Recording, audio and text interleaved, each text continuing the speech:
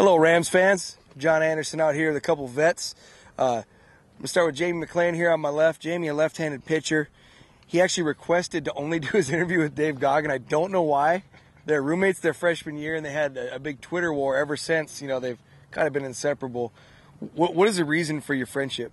Well, I mean, Dave, great guy. And, I mean, besides, he always has peanut butter, and he takes the knife, and he just scrapes it off and leaves the knife on top of the peanut butter for like 3 weeks straight. That's the only downside to Dave, which is, he says he doesn't do it, but he does.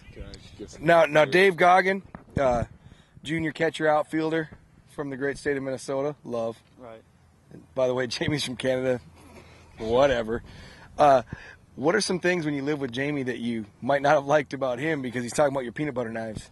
Well, geez, where do we start, Johnny? I mean, we can start with the fact that the kid never owned a set of sheets, slept in a bed naked on a dorm bed that who knows how many other people have slept in. No sheets. And I'm just going to leave it at that because there's a couple others that probably shouldn't go on air. Jamie, are you a disgusting human being? I would say I'm a very good-looking human being, but It doesn't matter how good looking you are. I mean, is your hygiene bad? No, I smell great all the time. Okay. Again, I think I see an animal living in your back of your hair right now. Dave, it's really windy out here today. This weekend playing at McMurry, it's going to be really windy. How does that affect your game? You know, it's not going to affect your game at all. You got a bad wrist. Jamie, how does that affect your game?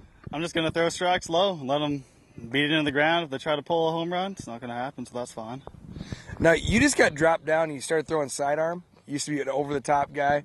And one thing was your consistency over the top wasn't there, but it seems like there's a lot of consistency from down low. What is the difference? I just find it more natural to throw underneath. Less pressure on my arm, and I find it easier to throw strikes. Low strikes, a lot easier. Now, do you think it helps to not have to think about it? Even, think about mechanics, and now just going out and doing? I think that has a lot to do with it. I have a lot less mechanics to worry about now, and I just gotta go with the flow. Any help from being from Canada to do that? Probably, I mean.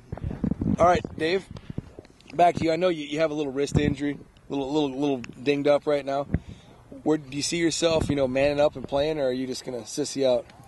I mean, it's up to Coach Brooks. He says if it's not the heart, he doesn't care. So we'll see what he has to say this weekend when the lineup's posted. Put your hand up and go like this.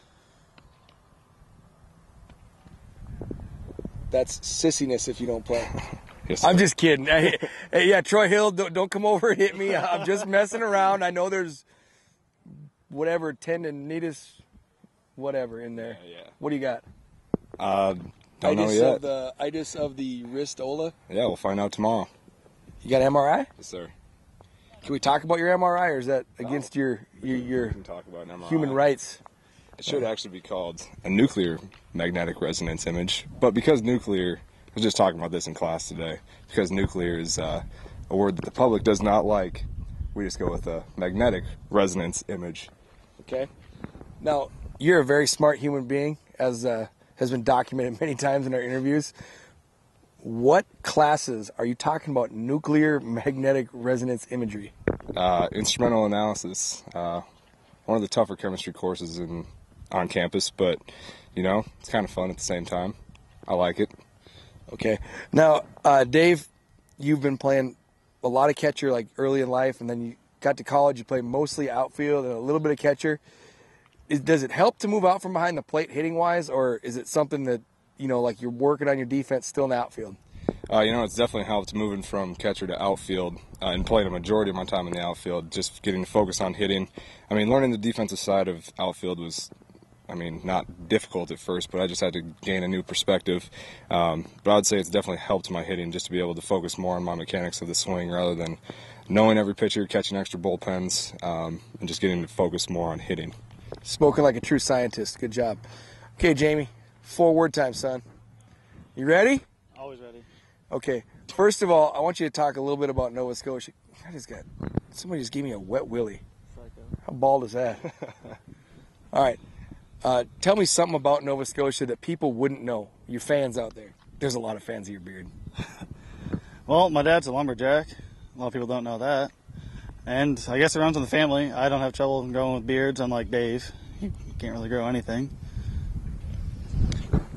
Well, I think that's a lie. He's a chemist. He could grow whatever the heck he wants. Meth. He could, yeah, he could build you whatever you want. Okay, Jamie, your words are cherry picker, jam, bear, as in running on the ground, and forklift. Forklift? All Got a right. couple heavy equipment in there because your dad's a lumberjack. Yeah, okay. One time I was riding my forklift in the backwoods, came across a bear, we became friends, decided to go cherry picking, picked a bunch of cherries, made some jam, and we sat down and enjoyed it, had a great conversation. Just because you're from Canada, I'm going to give you an F because it was cherry picker, not cherry picking. Very good work, but you get an F because you're a Canadian, okay? All right, Dave, you've got an A on every one of these so far. This is going to be your first F, okay? All right. Oh, I'm going to try to give you some words to just stump you. Signage, esophagus, lattice, spork. Can I get a definition on signage? Like there's signage on the fence. Like Okay. people pay for the fence as signage. So signage, lattice, spork, and esophagus. Yeah. I ate some of the signage off of the fence with a spork. It went in my esophagus, and the lattice structure of the crystals lodged in my throat. Yeah, you get an A again. That sucks. Hey, again, how do you ever get a B? It's got to be a different language course or something. I mean, are you serious? Sí, un poquito. Oh, in Spanish? Sí. Well, that ain't your fault. That's somebody else's. Smartest guy on the campus. You should have taught the course. All right, Rams fans, come on out.